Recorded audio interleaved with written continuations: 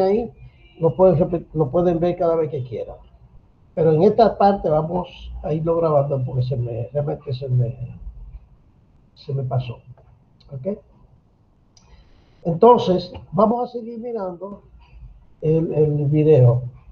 Como les digo, vamos a estar grabando a partir de ahora porque se me pasó realmente y estamos en la parte del método científico. El método científico en investigación científica de cualquier ciencia. Aquí estamos hablando de un fenómeno físico que vamos a ver, pero ese mismo procedimiento se hace para todo, porque es un procedimiento. ¿Ok? Primero está la observación. La observación es lo que le llama la atención. La observación que usted quiere investigar es por qué. Porque cuando usted ve algo, usted pregunta, ¿y por qué pasa esto?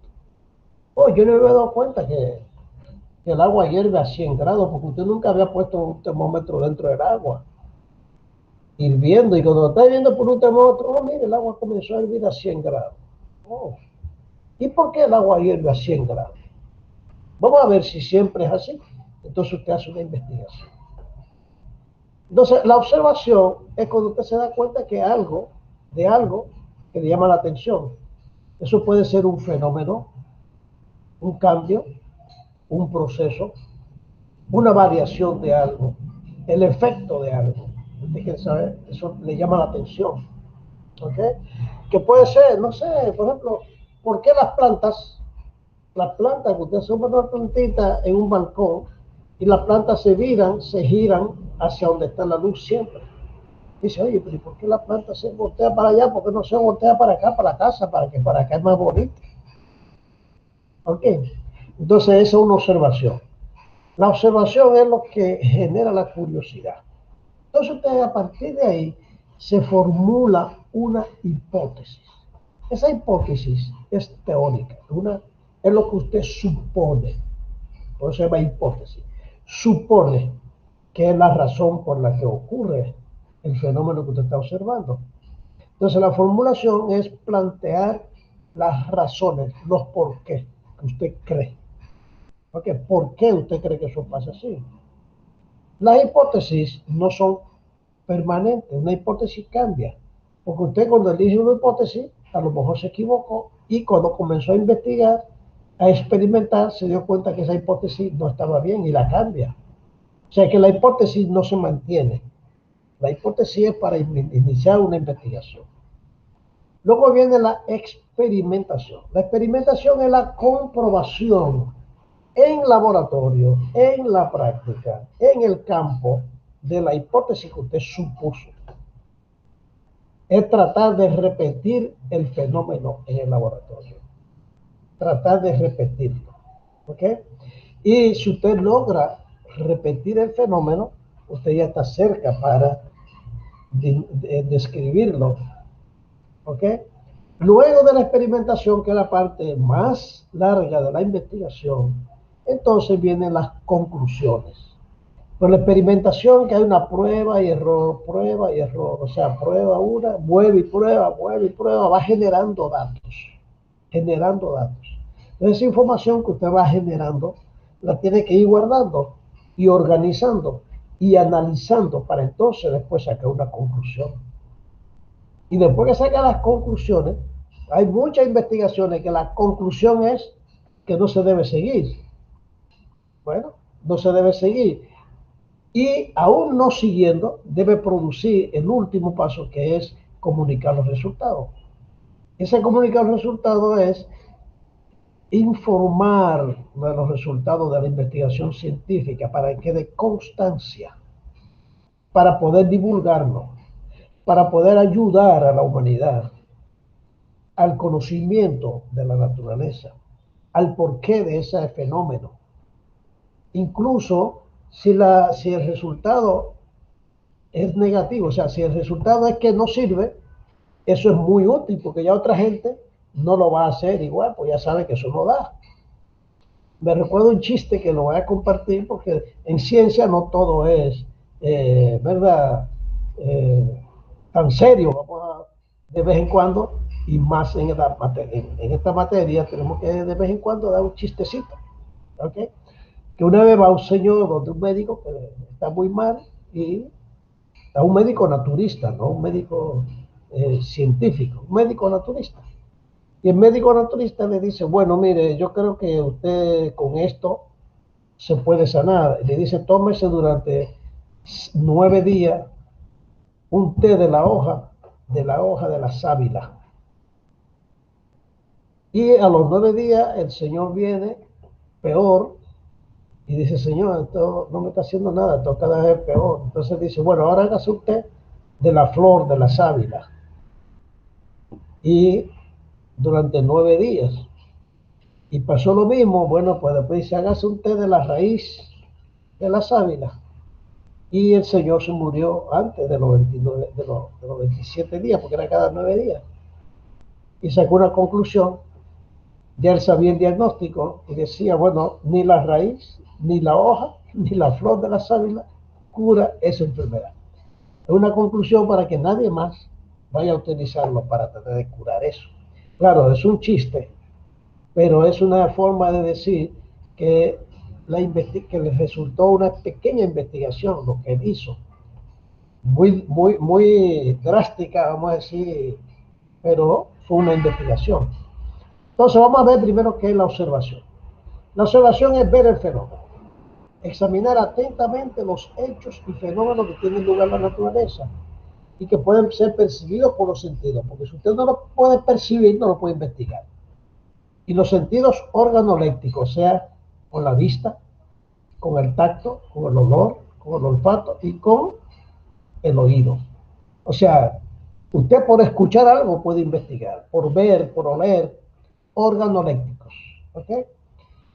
Por ejemplo, vamos a ver esto. Se introduce agua caliente en esta botella. ¿Ah? Agua muy caliente. ¿Ok? La botella aumenta de temperatura. Se calienta la botella. ¿Ok? Entonces, usted le bota el agua, pero la botella sigue bien caliente y usted la tapa. Y la tapa con una vejiga. Usted está viendo la foto, ¿verdad? La tapa a la izquierda con una vejiga. Entonces retira el agua y se da cuenta que la botella se va a enfriar. Y cuando la botella se enfría, baja la temperatura.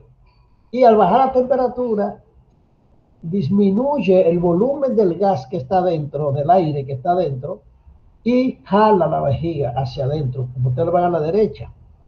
Eso es un fenómeno físico. Y es que cambió el volumen del aire porque la temperatura disminuyó. Al principio estaba caliente, el aire que estaba dentro estaba caliente, usted lo tapa y cuando no se enfría, el aire comienza a bajar de volumen y a jalar la vejiga hacia adentro y queda como está a la derecha. ¿Por qué? Bueno, porque está frío. Si usted enfría un aire, el aire se encoge. Si usted lo calienta, el aire se expande. ¿Ok? El científico debe tomar nota de los detalles, o sea, que pudieran ser importantes de lo que usted está mirando. Así, el científico va a notar, se va a dar cuenta, va a anotar la presión del gas, la cantidad de gas que hay en la botella, la temperatura inicial, la temperatura final, el volumen inicial, el volumen final. O sea, va a tomar nota de todo lo que él vio que cambió. ¿Ok? Porque cambió la presión o se mantuvo la presión.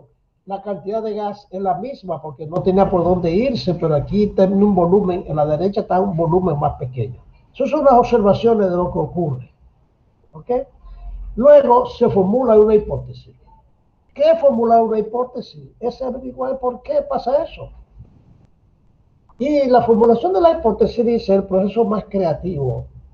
O sea, es la parte más creativa del proceso de investigación. Porque usted va a plantearse las razones por las que ocurre el fenómeno. Entonces usted le da una explicación provisional de los hechos y las posibles causas. Y se dice que es provisional porque es una hipótesis. O sea que la hipótesis puede cambiar. ¿Okay? Entonces el científico formula una hipótesis que implica lo sucedido. Bueno, para mí eso da por esto. Por ejemplo, cuando uno mira algo y se juntan tres, ¿por qué tú crees que pasa esto? Comienza la gente a dar razones. Si usted ve un pan que dura mucho tiempo fuera y se pone verde, y comienzan tres gente que le llama la atención porque el pan ahora está verde, ¿por qué está verde? Comienza la gente a especular, a formular hipótesis. Hasta que alguien dice, no, eso es porque hay un hongo ahí. ¿Y cuál será el hongo? ¿Y por qué crece hongo ahí? Entonces, todo eso viene a responder la razón. Y eso es una hipótesis. ¿Ok? Entonces, aquí dice que el volumen que ocupa una determinada cantidad de aire o de gas a presión constante disminuye con la temperatura, porque eso pasó aquí. El volumen era mucho y ahora tiene menos volumen, porque estaba caliente y aquí se enfrió. Esa es la primera hipótesis que usted se formula, y es cuando baja la temperatura a una misma presión, el volumen disminuye. Es una hipótesis. Vamos a comprobar eso entonces. En la experimentación vamos a comprobarlo. O sea, ¿en qué consiste la experimentación? Reproducir lo observado varias veces, ¿ok? Modificando las condiciones para que usted pueda tener variables, o sea, ver cómo va variando. Entonces, fíjense este experimento para medir el volumen. Hoy, miren bien, este es un termómetro que va a medir la temperatura de esta agua.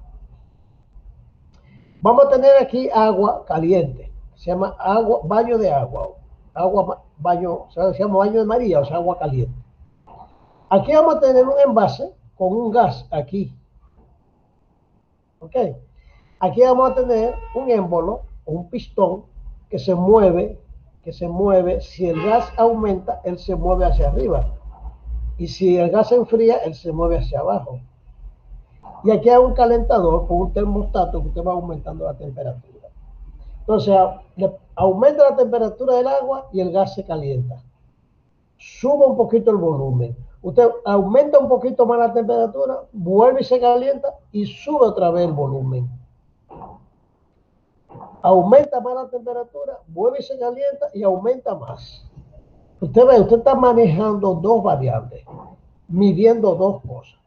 La temperatura del agua, que también la temperatura del gas, porque el gas se va a calentar, y el volumen del gas. O sea, la temperatura y el volumen del gas. Usted va a medir esas dos variables, a ver qué relación hay entre el volumen y su temperatura. O sea, el volumen del gas y su temperatura. ¿Ok? Entonces, durante la experimentación, los científicos acostumbran a realizar diversas medidas de diferentes magnitudes físicas. Estamos midiendo dos.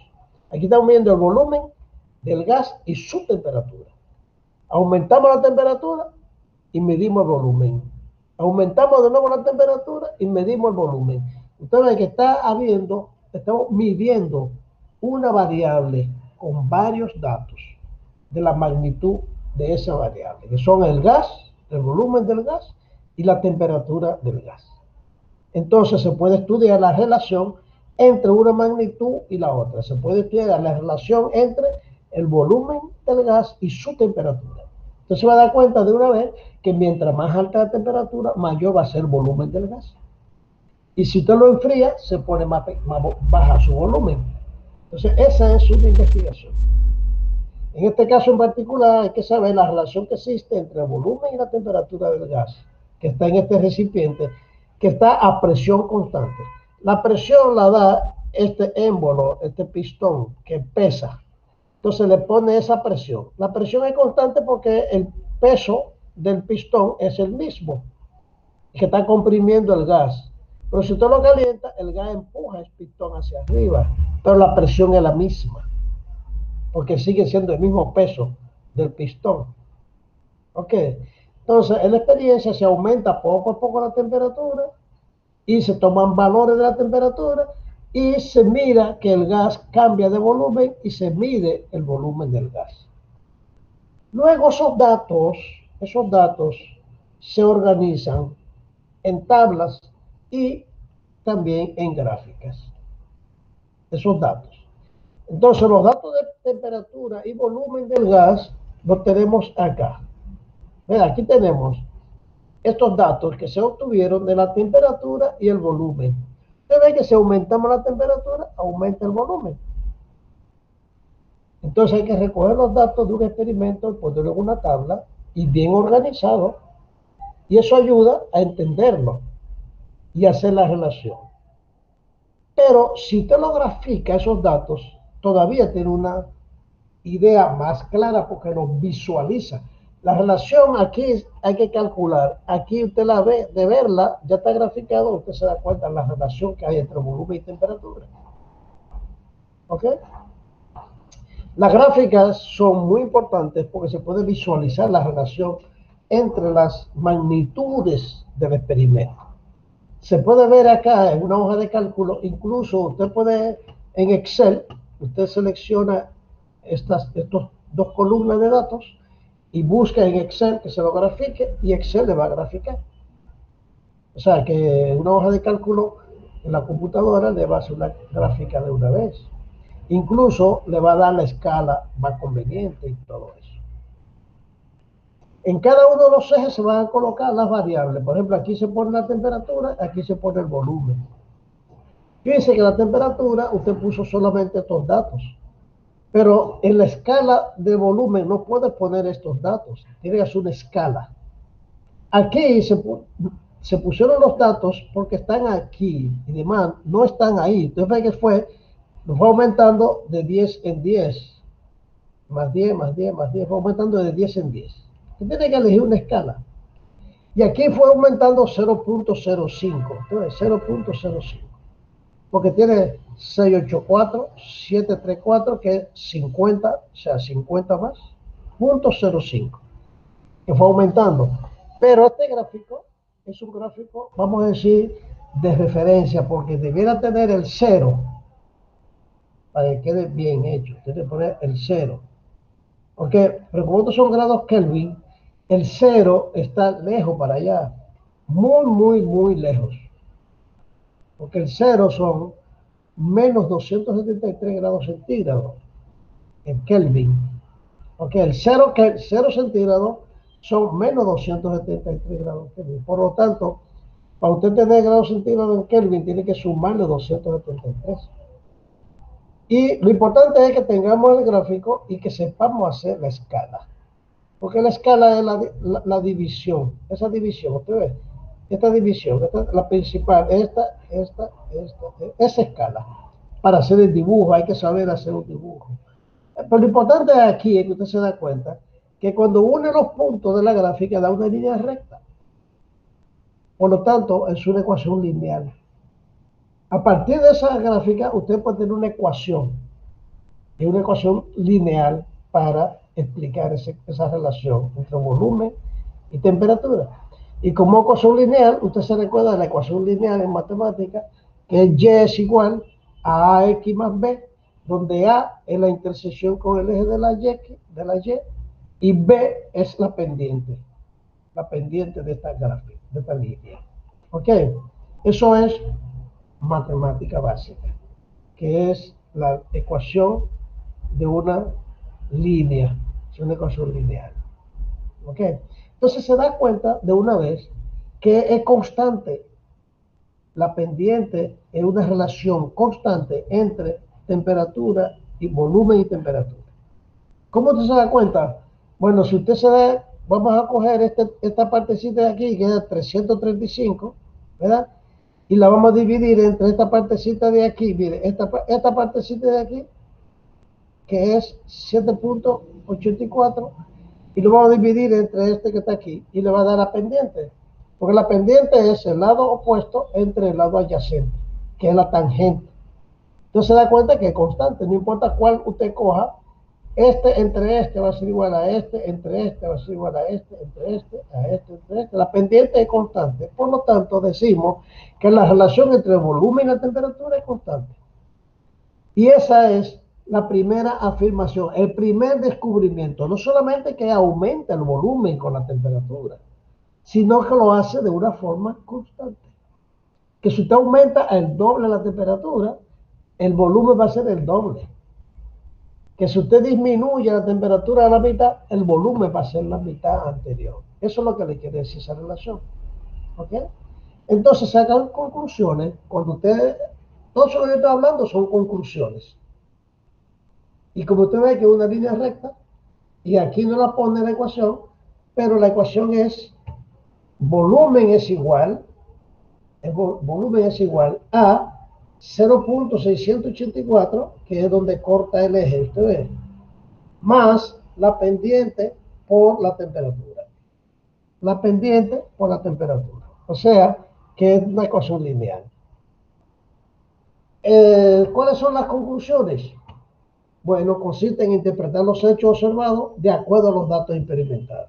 Eso que yo estoy hablando son conclusiones. Entonces se da cuenta que cuando usted saca una pelota que está un poco desinflada y la pone al sol, ella se infla. ¿Por qué? Bueno, porque el aire que tiene adentro se calienta y aumenta su volumen. Es por eso. ¿Ok? A veces se repiten ciertas pautas en todos los hechos o fenómenos que se observan. O sea, si se repite algo, ya sabemos que estamos frente a algo que es siempre igual. Algo que se repite siempre está frente a algo que es igual. Y si es así, estamos frente a una ley. Cuando algo se repite de un experimento, estamos descubriendo una ley. Entonces, una ley científica es la formulación de las regularidades observadas en un hecho o un fenómeno natural. O sea, que siempre se puede expresar esa ley en una expresión matemática, en una fórmula. Y las leyes científicas se integran a su vez en teorías. O sea, después que usted descubre una ley, hay otras leyes parecidas y se genera una teoría científica que explica no solamente ese fenómeno, sino todos los fenómenos parecidos, como una teoría. ¿Ok? O sea, que la teoría científica es una explicación global de esas observaciones más otras, o de leyes que están relacionadas. Por eso vimos que no solamente está la presión y el volumen y la temperatura, vimos que también estaba la presión, pero estaba constante. Y ahí surge una teoría, que es la teoría, que fue la teoría cinética de los gases, con relación a la ley, que hay una ley general de los gases, pero hay una teoría cinética de los gases, que son todas las leyes de los gases, juntas forman una teoría científica de los gases. ¿Ok? Y se sacan las conclusiones.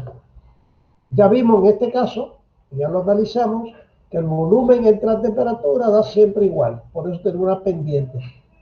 Y esa ley la descubrieron Charles y Gay-Lussac hace mucho tiempo. En 1700 a 1800 esa fue la vida de Charles, que era más viejo, mayor en 35 años que este, tiene 35 años más viejo que este. Y en una diferencia de edad, sin embargo, los dos descubrieron la misma ley. ¿Okay? Y esa ley dice que para una cantidad fija de gas a presión constante, la relación entre el volumen y la temperatura es una constante. Y ese valor va a depender de la cantidad de gas, de la temperatura de gas, pero no del tipo de gas. Para todos los gases da lo mismo, no importa que sea aire, que sea oxígeno, nitrógeno, metano, cualquier gas. Para todos los gases esa relación es válida. Ok, usted ve, eso es investigación científica. Y una vez que ya usted lo tiene, entonces tiene que comunicar los resultados. ¿Cómo hace eso? Bueno, cuando se enuncia o se perfecciona una ley, cuando se constata o se comprueba un hecho experimentalmente, entonces se da a conocer el trabajo mediante un informe científico. Y ese informe científico debe incluir todas las etapas del proceso, o sea, del método de investigación utilizado.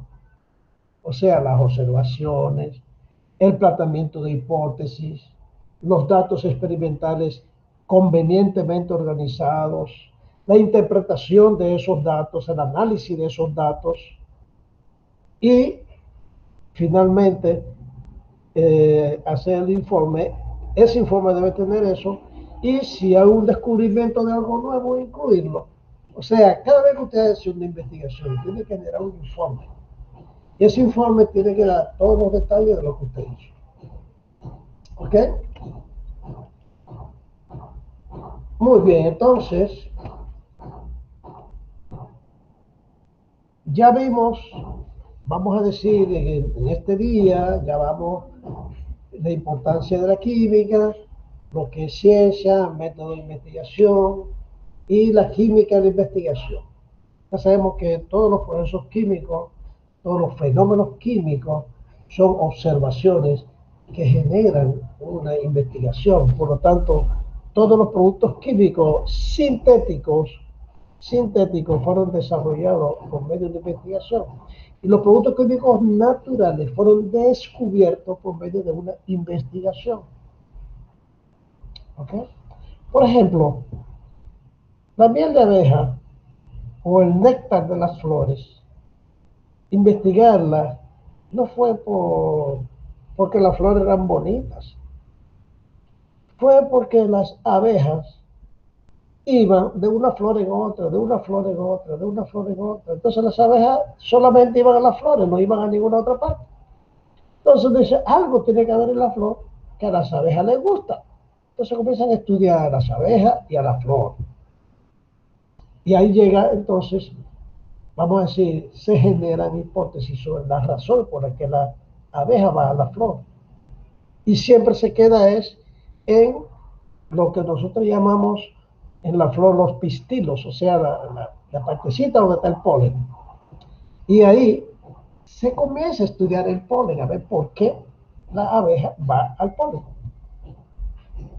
Ah, pero entonces también descubre que las abejas, cuando cogen polen de una flor, y van, porque ellas no se van hasta que no se llenen sus patitas, y de ahí van a otra flor, y a otra flor, y sin querer, porque ese no es su propósito intencional, va dejando parte de un polen en una flor de otro.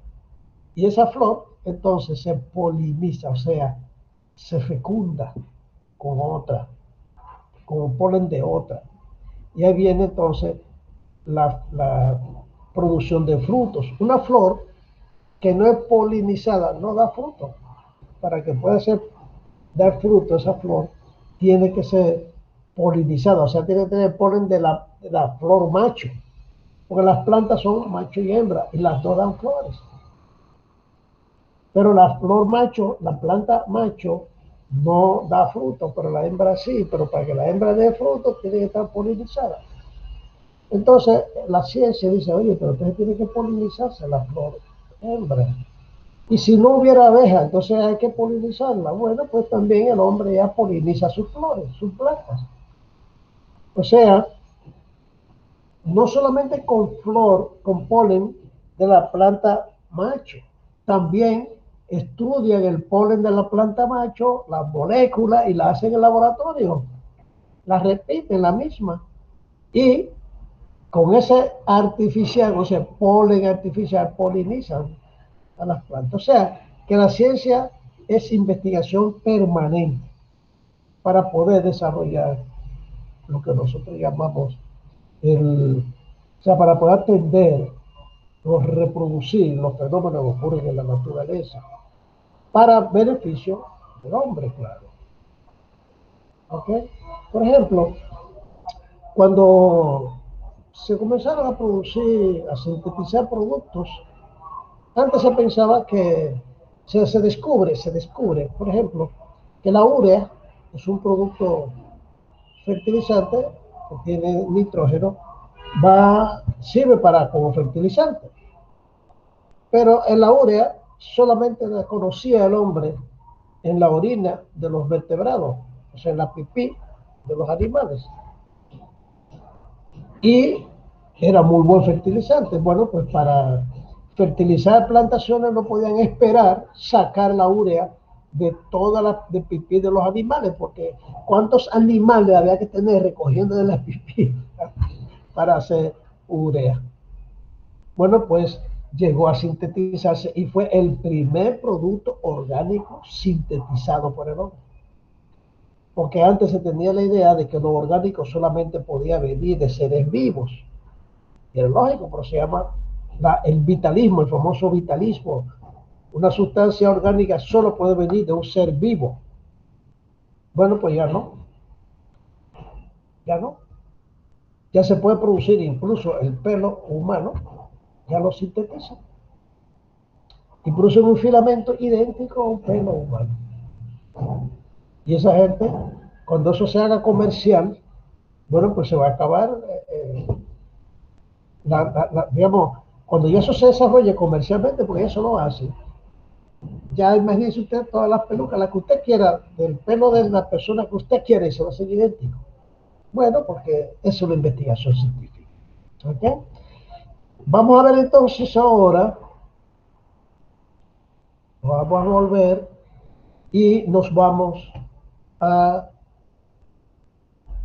Oh, ¿qué pasó? ¿Por qué me lo...?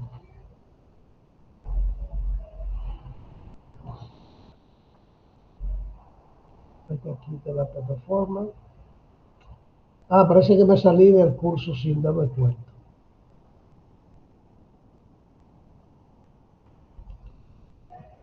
Ok. Salí del curso sin darme cuenta. Vamos a volver al curso.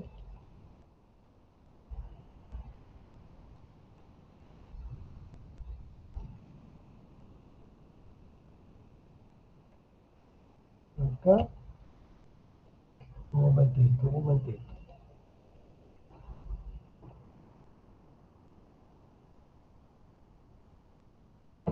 Debe estar por ahí. Yo lo habré quitado sin darme cuenta. Debe estar por ahí. Seguro fue que me devolví hacia otro sitio. Entonces vamos a entrar ahora, vamos a ver ahora sistemas de medidas. ¿Ok? El sistema de medidas, y hay otros temas que lo vamos a ver el próximo día, junto con, vamos a terminar el próximo día la clase de hoy y vamos a comenzar con la segunda semana, que una vez a la semana vamos a dar estos aspectos fundamentales de la química básica. ¿Ok? Pero vamos ahora al sistema de medidas. Este sistema de medidas, y vamos a compartir, se está compartiendo, yo creo, ¿verdad? Sí, Sí, profesor, usted ve en la pantalla. ok, Sí, muy bien. sí.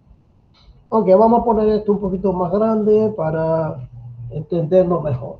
Ok, ahora vamos a hablar de sistemas de medidas, sistemas de unidades, vamos a hablar de mediciones y esto más o menos media hora tal vez sea suficiente. ¿Ok? Y veremos si nos da tiempo a seguir con la otra parte. ¿Ok? Un segundito, por favor. Un segundito, que estoy respondiendo algo aquí a mi hija. Déjame responderlo por otro sitio.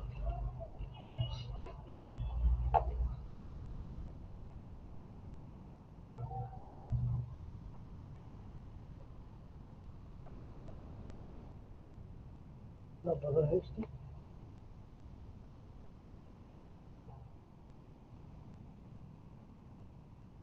Es que se me va como si no supiera dónde que lo tengo.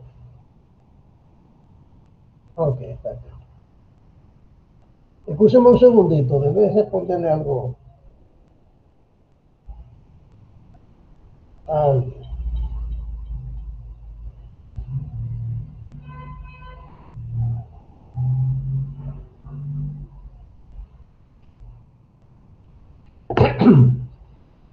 Ok, decíamos entonces, con el libro que estábamos viendo ahorita, del experimento que hacemos, hay que tomar valores de todas las medidas, o sea, de las magnitudes de las variables que estamos midiendo.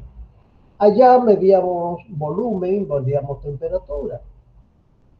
Todas las variables que usted vaya a medir, todas las variables que vayas a medir, todas las magnitudes, o sea, todos los datos que usted da sobre algo, tiene que tener una unidad. No se pone una cifra sin unidad. No se pone una cifra sin una unidad. Si usted dice, va a comprar, por ejemplo, arroz, usted no dice, deme un poco de arroz. Usted tiene que decir cuántas unidades usted quiere. ¿Cuántas unidades? Oye bien. ¿Por qué se les digo cuántas unidades? Porque hay una unitaria, una medida unitaria que es universalmente aceptada.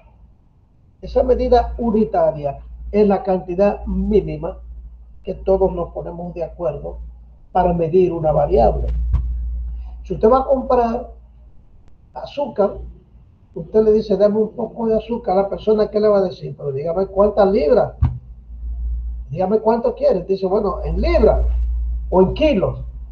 ¿Ve? Entonces, como estamos acostumbrados en libras, aquí, dame 5 libras. Ah, usted está comprando, ¿sabe qué? 5 unidades de medida. Porque la unidad de medida del peso que usted eligió es libra. Entonces, la libra es una unidad de medida de peso, de masa. De peso, vamos a decir, no de masa. ¿Ok? Igual pasa con la temperatura. Usted le mide la temperatura a una persona y le dice, bueno, tiene 36, tiene 37. ¿37 qué? 37 grados centígrados. Ah, son 37 de la unidad de medida de temperatura, que la unidad es 1 grado centígrado. Entonces, 37 son 37 grados centígrados, o sea, 37 veces la unidad. Es igual que usted dice 50 centavos.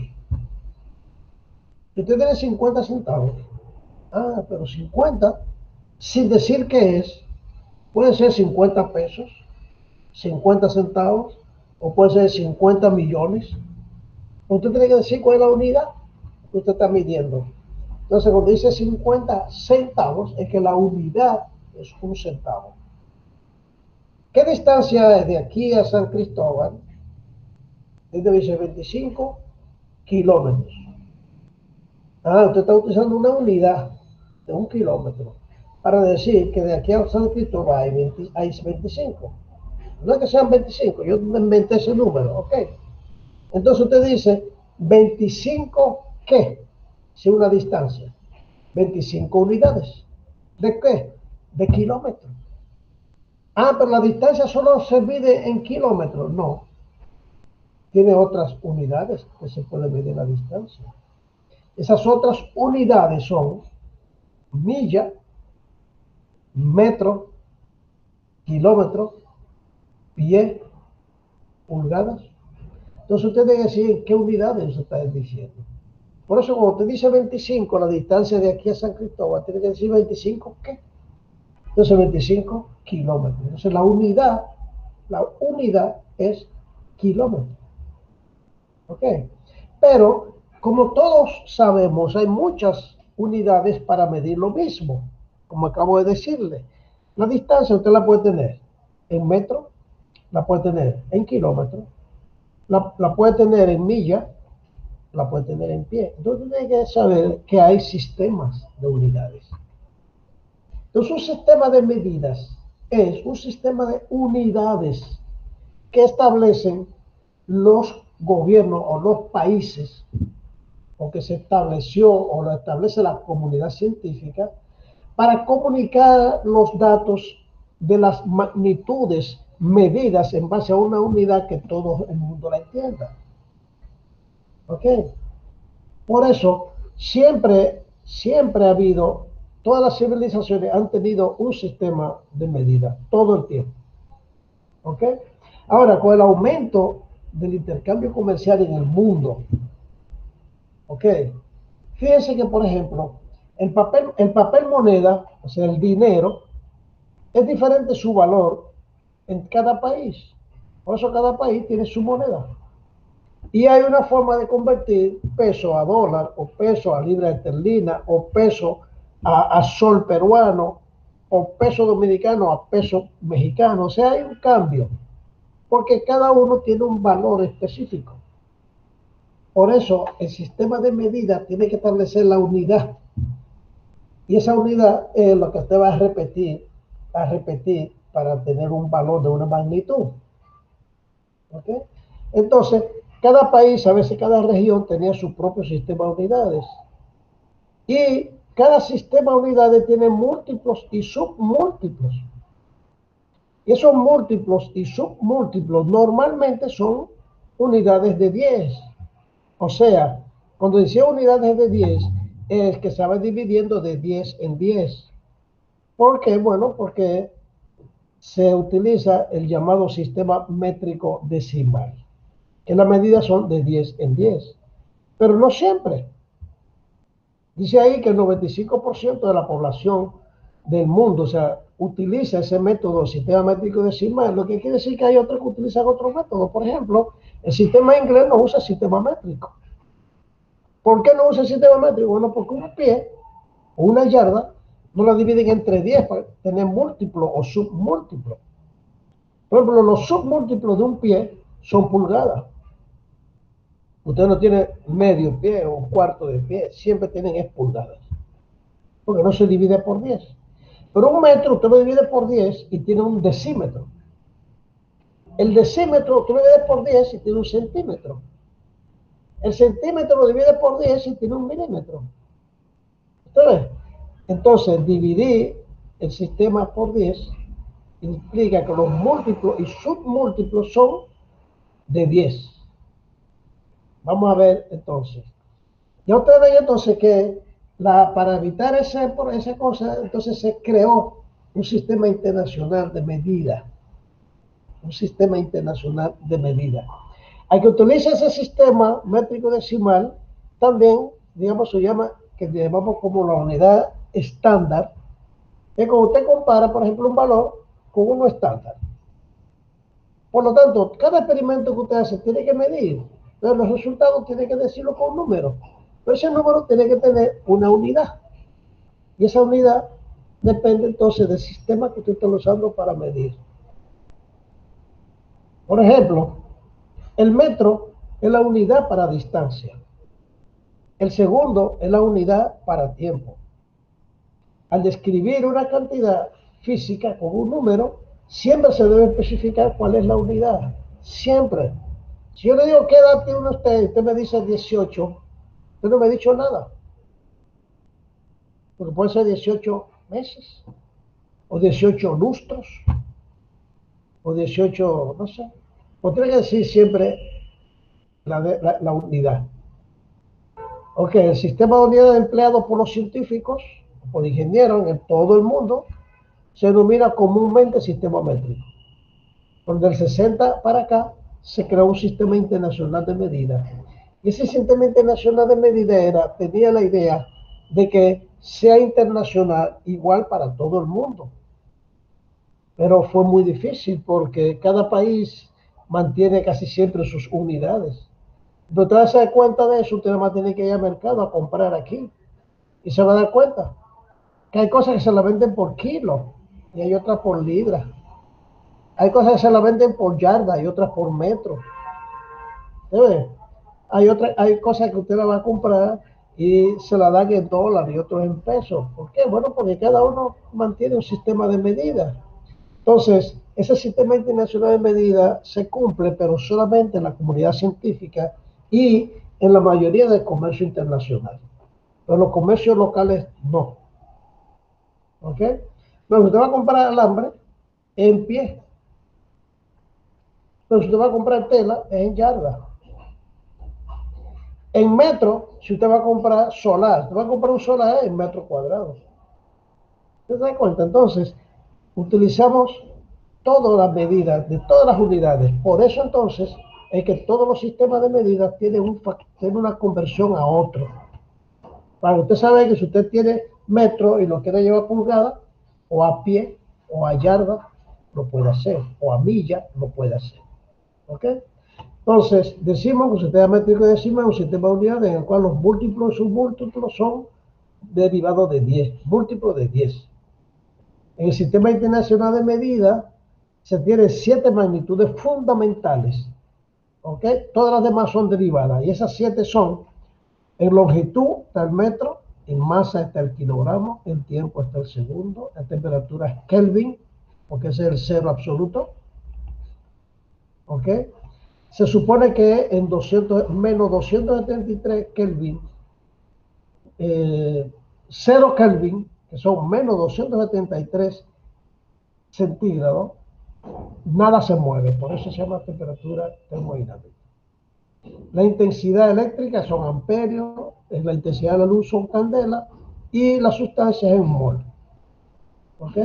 Entonces, cada uno de esos está referido a una razón. ¿Ok? En el tiempo es segundo, pero ¿cuál segundo? ¿En qué reloj yo voy a medir ese segundo? Antes era un segundo que se refería como la 10.000.000ª parte de la velocidad de la luz. ¿Por qué? Porque la velocidad de la luz era 300.000 kilómetros por segundo. Ahora se tiene que el tiempo va a ser no la 10.000.000ª, sino 1 sobre la velocidad de la luz. Y le va a dar este que está acá, que son los ciclos de las radiaciones de microondas, del uranio, del cerio, perdón, de un átomo de cerio. O sea, un asunto increíble, pero el segundo no viene ya de la velocidad de la luz. Ahora viene es de la frecuencia de las emisiones radiactivas del cesio. La longitud del metro, por ejemplo, antes se utilizaba un metro que era una barra de masa, una materia, que se utilizaba como longitud masa. Pero esa se fue dañando porque con la temperatura y con el tiempo ya dejó de ser exacta. Sin embargo, se utiliza ahora como metro el inverso de la velocidad de la luz. 1 sobre la velocidad de la luz, que son los segundos. Usted divide 1 entre la velocidad de la luz y va a tener la unidad de longitud de metro. ¿Ok? Que se agrega como M. Es la distancia que recorre la luz en un segundo. Y esa se tiene como metro. Y la masa sigue siendo una masa de platino e iridio que está en un museo en Francia. ¿Ok? Entonces, hay prefijos para los diferentes múltiplos y submúltiplos en el sistema internacional. Por ejemplo, para números, para el sistema internacional de medida, si usted tiene, por ejemplo, 1 metro o cualquier distancia, cualquiera que sea 10 a la 0, que da 1, fíjese que para distancia usted va a tener estos prefijos para estas cantidades. Para la décima parte de algo es un decímetro, la centésima parte es un centímetro, la milésima parte es un milímetro, por eso deci, centimili. Y para la millonésima, que es micra, tenemos un micro. Para la mil millonésima tenemos un nano, o sea, 10 a la menos 9 nano. Y estas son para distancias pequeñas, valores pequeños. 10 a la menos 12 es pico, que es la millonésima parte de una millonésima parte. O sea, que si usted quiere saber lo que es un picómetro en distancia, usted coge un metro, lo divide en 1.000.000 y tiene una micra. ¿Usted ve que está aquí la micra? Pues si usted divide la micra en 1.000.000, tiene un nano. Y si usted divide ese nano en 1.000 tiene un pico. Ok, esos son números pequeños, hasta 10 a la menos 24. Lo vamos a utilizar nosotros porque en química utilizamos cantidades muy, muy pequeñas cuando hablamos del átomo y sus partes, o de las moléculas y sus partes. Y también, cuando son múltiplos los números grandes, los prefijos son, cuando son por 10, un deca, cuando es por 100, un hecto, por 1.000 kilos.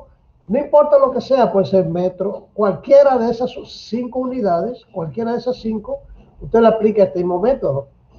Por ejemplo, si usted tiene un ampere, bueno, un deca-ampere, hectoampere, un kiloampere, igual en memoria, usted recuerda que usted usa megabyte, gigabyte, terabyte. Ya las computadoras tienen terabyte. Y no es nada. Que son 1.000.000 de millones, 1.000.000 de megas. O sea, 1.000 gigas. Ya usted va al mercado y compra una memoria, una USB, un USB de 100 gigas. Cuando esté de 1000 gigas va a ser un tera, todavía no hay de tera, pero hay de 100 gigas. Y lo grande de eso es que es baratísimo.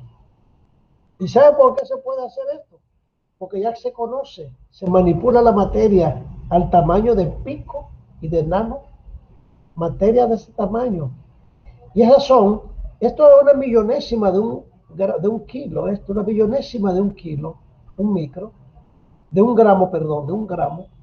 Y esta es la 10 millonésima, 1000 millonésima de un gramo. Bueno, pues ya se puede manipular. Por eso tenemos esta cifra tan grande. También vamos a ver en química cifras muy grandes cuando hablamos de cantidad de átomos y moléculas que hay, por ejemplo, en un gramo. Cuando veamos el peso molecular y expresemos eso en cantidad de moléculas. Y como esos números son tan grandes, entonces por eso tenemos un mol, que es la cantidad de materia. Esa cantidad de materia es una cantidad de moléculas fija para todas las sustancias. ¿Ok?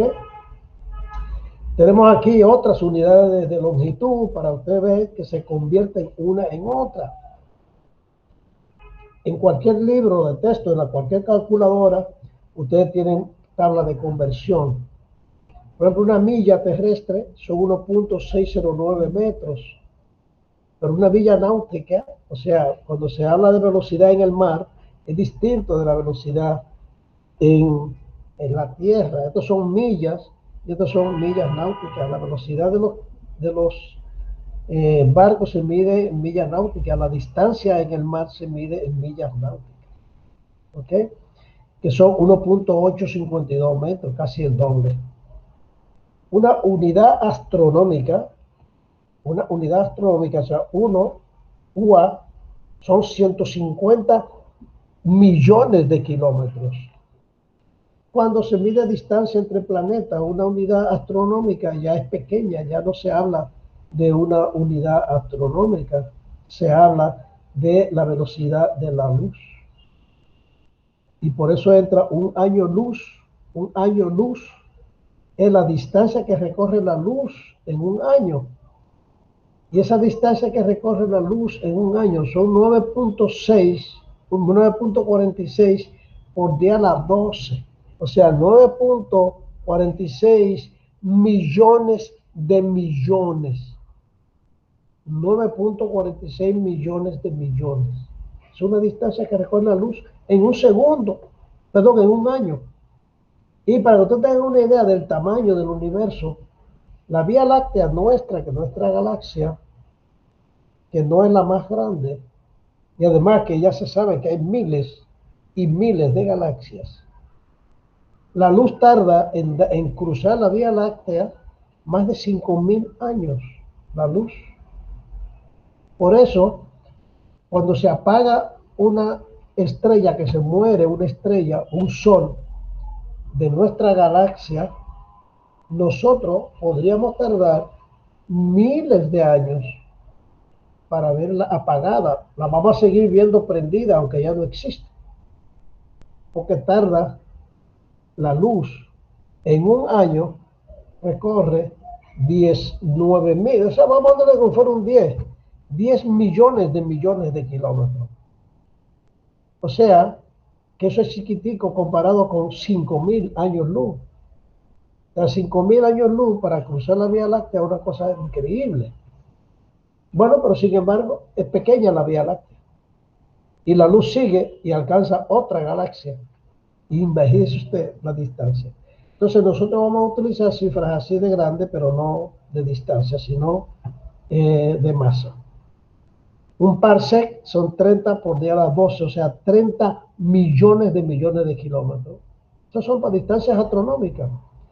Y distancias pequeñas que nosotros las vamos a utilizar es un angstrom. Un angstrom se mide en angstrom el diámetro de los átomos y las moléculas.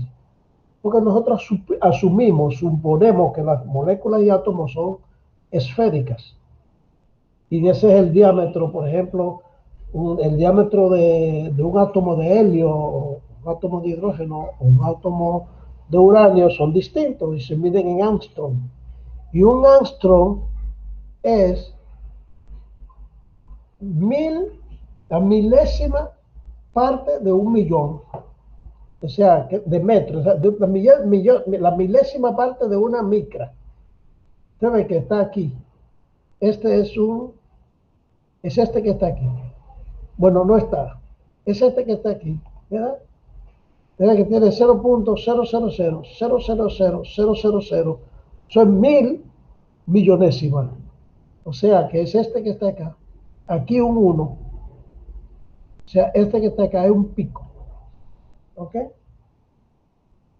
Y una micra, ya usted sabe que es la millonésima parte, usted la ve ahí, de un metro. Y un nano es la 1000 millonésima parte de un metro. Esas son unidades para usted hacer conversiones. La tonelada, o sea, unidades de masa, también tenemos estas que están acá, tonelada métrica, que son 1.000.000 de gramos, o sea, 1000 kilogramos. Y hay tres tipos de toneladas: toneladas métricas, toneladas cortas y toneladas largas. ¿Ok? Una tonelada métrica es 1000 kilos. Una tonelada corta no son 1000 kilos, sino 2200 libras. Una tonelada métrica tiene 6 libras más que una tonelada corta. Y una tonelada, o sea, tonelada corta, tonelada métrica y tonelada larga. La tonelada larga son 2210, o sea, tiene 4 libras más que una tonelada métrica. Todas esas son unidades que se ponen de acuerdo a los países para hacer su intercambio comercial. Aquí hay un quintal métrico que habla de 100.000 gramos, o sea, 100 kilos. 100 kilos realmente no debe ser esto, ¿ok? Porque 100 kilos no son un quintal. Un quintal son 100 libras, no 100 kilos, ¿ok? Entonces aquí estamos otra medida del kilo en gramos, todos en gramos, ¿ustedes?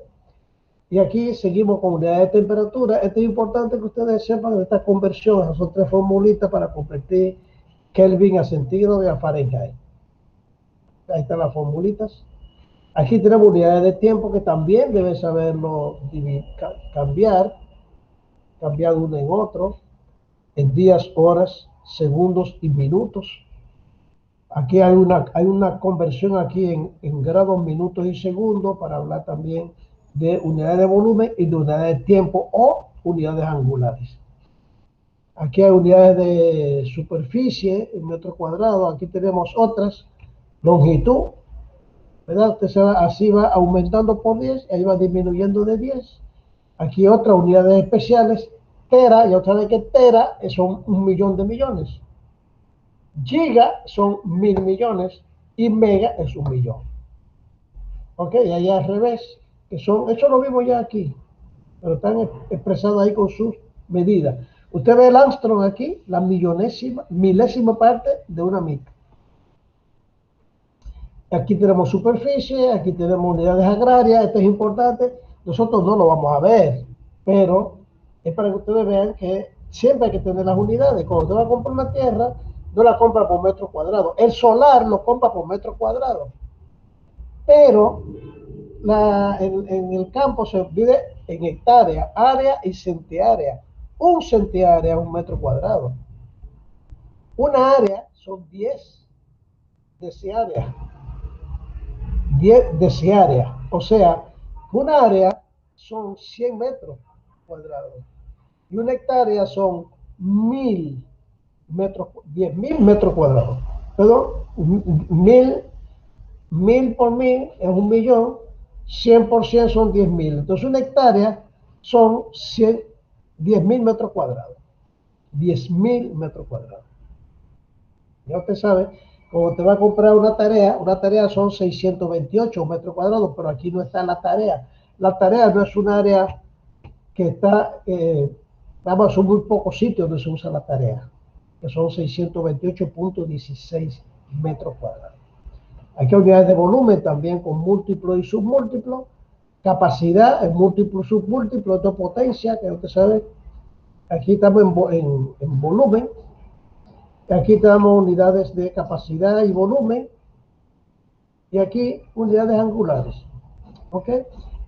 convertir una unidad en otra, nosotros vamos a hacer con mucha frecuencia. Lo importante es que ustedes sepan y saquen conclusión de aquí, es que todas las medidas tienen que tener una unidad.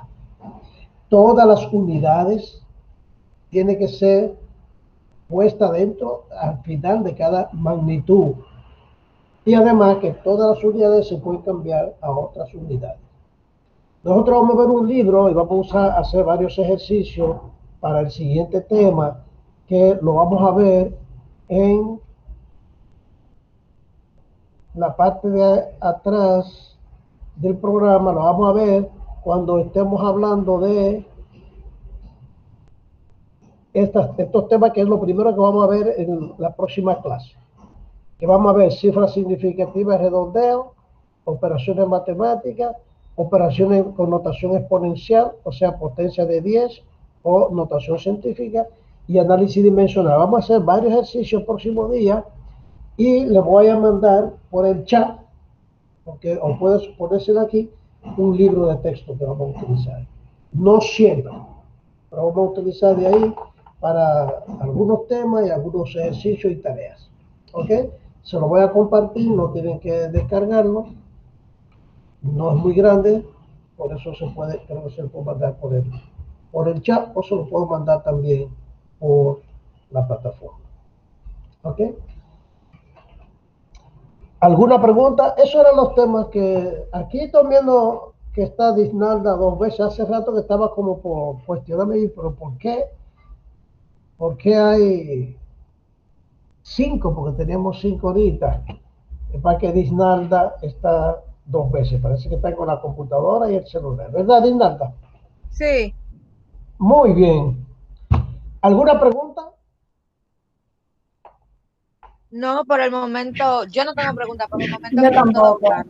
Profesor, disculpen por el ruido primero que todo y una pregunta. ¿De casualidad usted estaba presentando las unidades de medida en la pantalla? Sí. No se presentaron. Se quedó la pantalla de la página de la UNFO. Pero, ¿y por qué no me lo dijo cuando yo estaba hablando de tantas cifras? Es que mi micrófono tiene un problema y no quería funcionar. Y ahora salí de la llamada y volví a entrar. Disnalda y Stacy, ¿la vieron? No, yo no la vi. Yo pensé que usted estaba hablando en base al conocimiento suyo, no que estaba leyendo algo. Sí, exactamente. Eso fue lo que estaba pensando. Pero muy raro porque cuando estábamos presentando, vamos a ver una cosa. Vamos a ver una cosa, un segundito.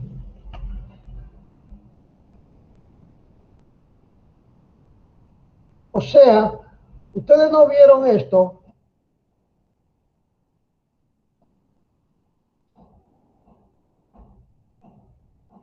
Un segundo.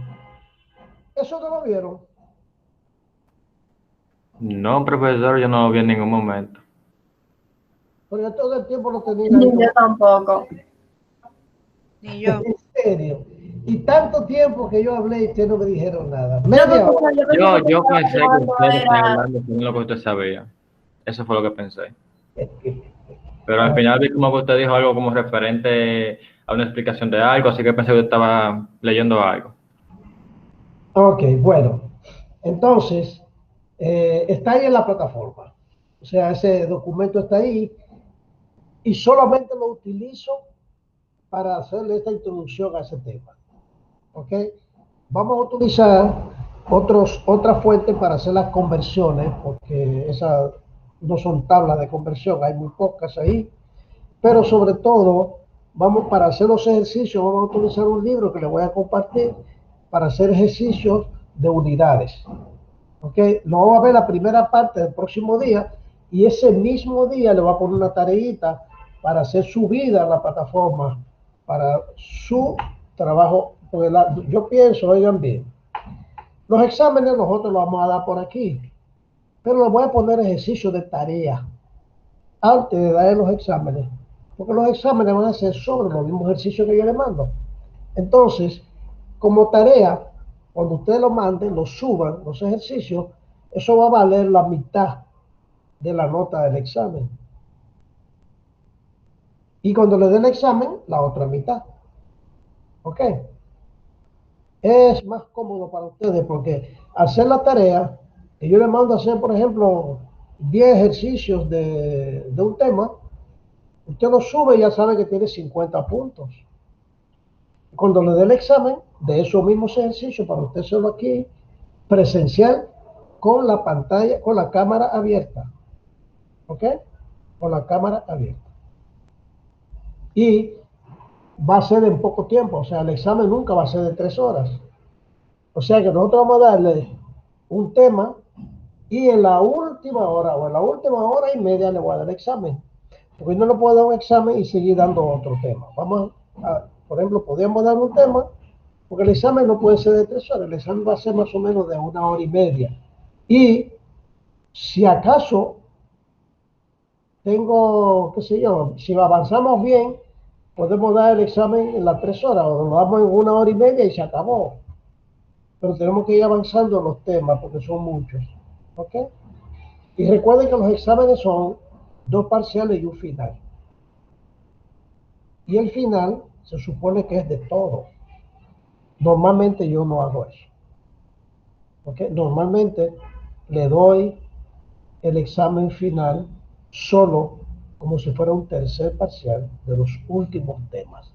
¿Por qué yo hago eso? Bueno, porque la mayoría de los temas que vamos dando hay que saberse lo anterior. Y si usted lo va pasando es porque ya se lo sabe.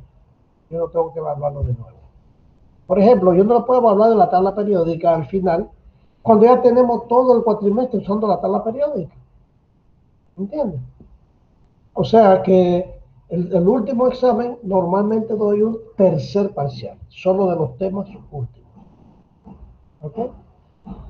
Nada, entonces vamos a dejar de presentar y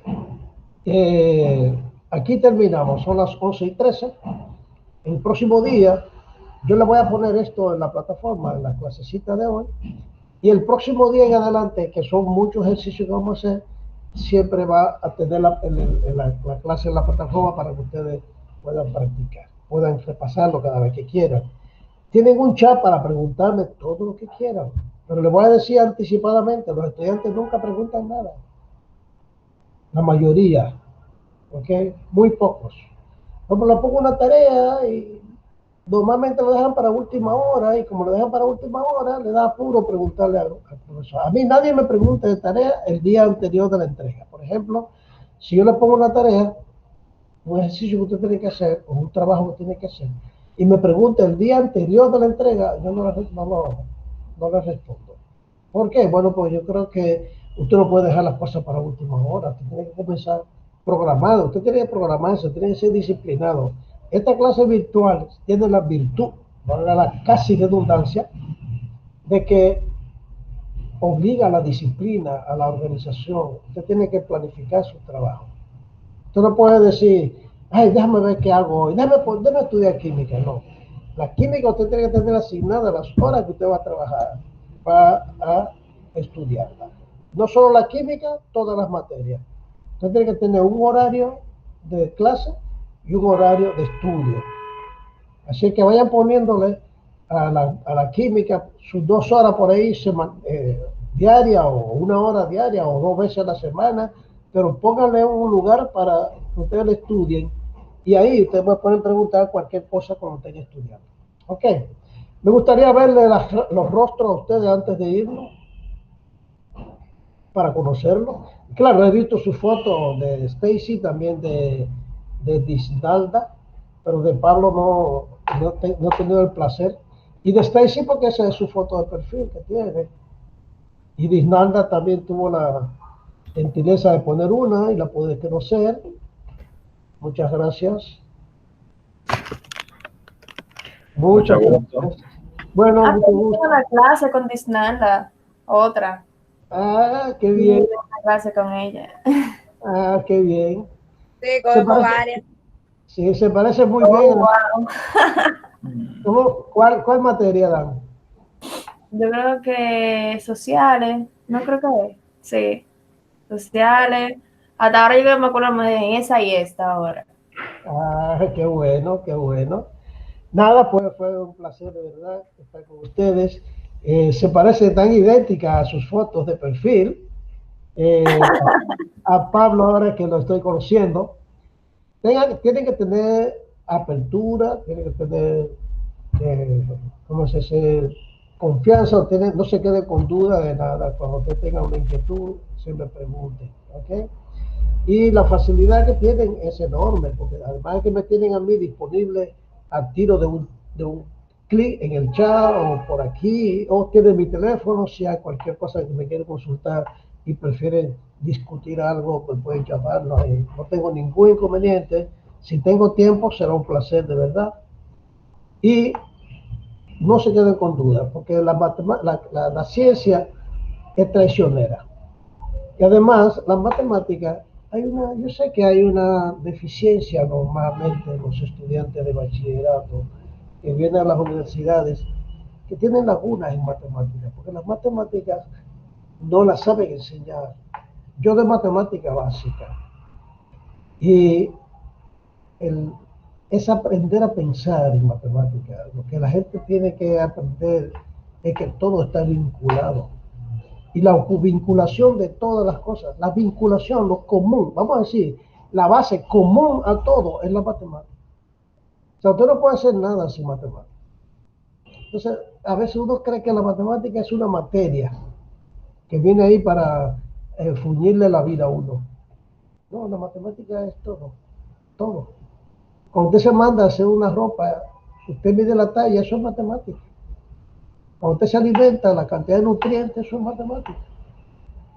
Cuando usted trabaja, el tiempo que usted le dedica y también su salario y lo que usted hace con esto, eso es matemática. O sea, todo es matemática. Entonces, lo que nosotros tenemos que saber es que todos los fenómenos naturales también tienen una explicación matemática. Por eso es que tenemos tantas fórmulas, tanto química como física, muchísimas fórmulas de geometría, trigonometría, muchísimas fórmulas financieras, muchísimas fórmulas. Es por la relación matemática que hay en todo.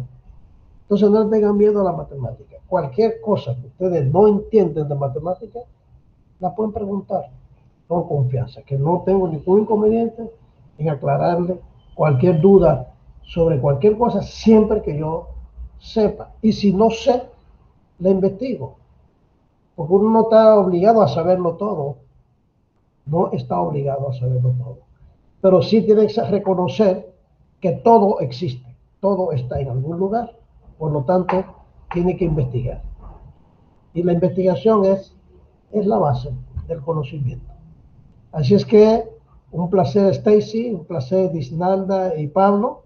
Fue un gusto estar con ustedes. Ojalá sé que siga este grupo.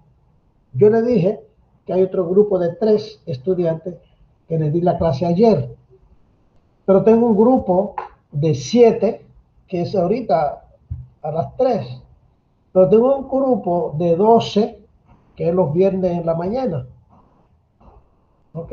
O sea, y tengo otro grupo los jueves que es de 5. O sea, yo tengo un grupo de 10, 2 de 3, uno de 5 y uno de 7 de química.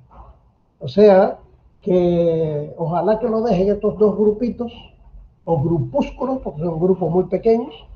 Ojalá que los dejen, porque para la universidad tener 2 grupos de química de 3 estudiantes es antieconómico. Si ellos lo quitan, alguien va a salir perjudicado, porque es muy difícil coordinar los horarios. Muy difícil. O sea que si la cambian, por ejemplo, suponga que la pongan para el día martes, o sea, ayer a las 8, ustedes podrían. Usted puede dignarle también. Martes a las 8. Yo no podría, no, yo tengo clases a esa hora. Yo también. O sea que si la dejan para los martes, ustedes no podrían. Solo iría Stacy. Sí, tengo la martes libre. Y sería un grupo de 4. Y si la ponen para los miércoles, creo que hay uno del otro grupo que le pregunté que no podría. Y sería un grupo de 5. O sea que lo más probable es que hagan, si se funden, si se unen, pongan este grupo de 5, es lo más probable. Pero ojalá que lo deje así, yo estoy feliz, porque con 2 grupos además, que sea de 3 o de 5 da lo mismo, ¿verdad? Pero 2 grupos abiertos no es lo mismo que un solo grupo. O sea, que el profesor ganaría un poco más, aunque esa no es no es, o sea, no es no me concentro tanto en eso. Ahí me gusta la clase, no sé si se han dado cuenta. Ahí me gusta. Por lo tanto, que me pregunten, también me gusta. Así que estoy a su orden. Fue un placer estar con ustedes. Lamentablemente es una semana más que vamos a durar sin vernos, pero o nos vemos el próximo miércoles o nos vemos cuando ustedes me consulten algo. Y no les sorprendan, no se sorprendan si en un momento yo estoy ahí en mi trabajo y veo al grupo y les da un saludo personal. Hola, ¿cómo está Stacy? O Dinanda o Pablo. Lo puedo saludar en cualquier momento, ¿ok? Muy bien, entonces, que Dios lo bendiga y nos vemos en cualquier momento. Igual, profe, bye. Gracias, Igual, igual. profesor, pase buen día. Gracias.